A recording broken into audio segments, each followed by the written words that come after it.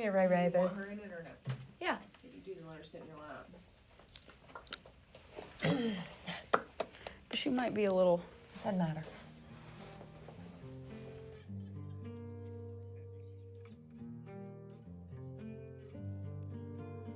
My name is Leslie Pear, my name is Katie Pear. and this is our story.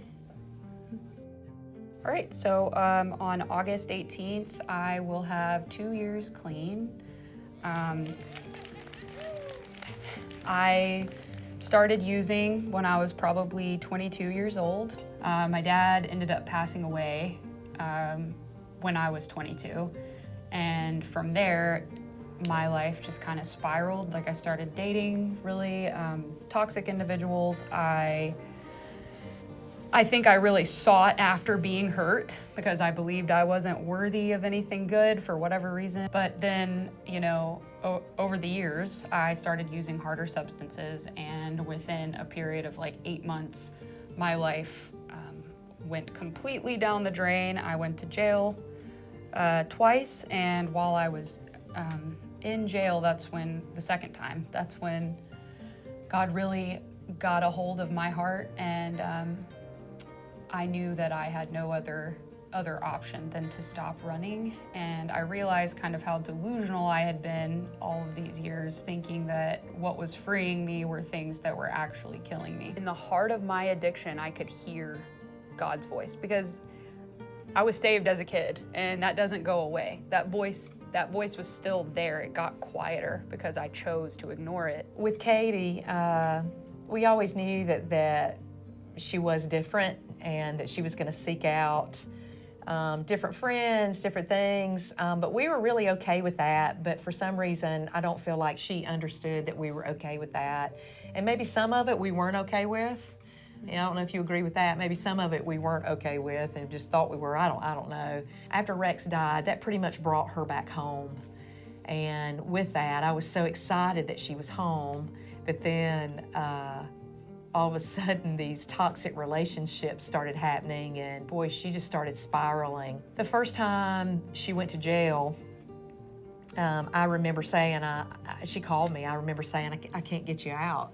I'm not going to get you out. You've got to stay there, which I was crushed at not to be able to do that. Somebody else got her out, and she stayed in this situation of just using drugs and all the things, and she ended up going back to jail. And I had a very good friend call me and say, I saw Katie in jail today.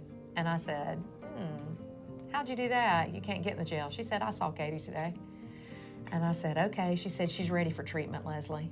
That situation, like with the jail and being offered recovery, and like really at that point, and after all that I'd done to you and other people, there was nothing that I could say to prove to you that I was like truly there and ready to go to. But that was one of the best gifts I've ever received. So when I got that, I knew like this is what I'm supposed to be, you know, this is it.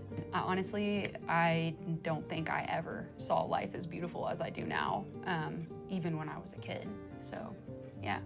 Where are we now? Well, like I said, I'll have 2 years clean on the 18th of this month. I have a baby, the love of my life. She is 1 year old. I have a great community. I have a job that I love, that I've been, you know, consistent at. People trust me. That's a big deal.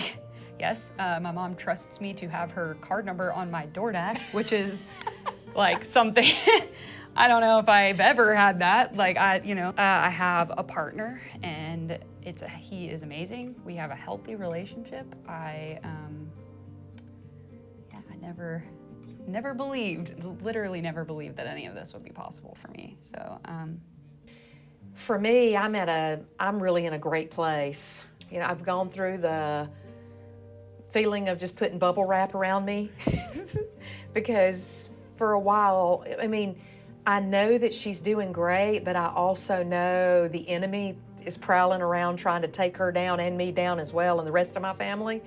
So I can't just walk around in a bubble suit all the time. I've just got to trust God. She's different, and I I know that she's different. I can tell she's better. I can tell she wants to be sober. She's always been my little Katie bug, always. I mean, she will forever be my Katie. And I'm so very proud of you. Very proud of you. No matter where we've gone, what we've done, that's all in the past. And I know that I'm not just saying that just for this purpose. I've told you this before, that I love you and I always will, that there's absolutely nothing that could make me stop loving you. You know that. I don't really know where I'd be right now without you. And our relationship now, I feel like, is better than it has ever been, I really. agree. You know, because we've been through all of this together, and I would never go back.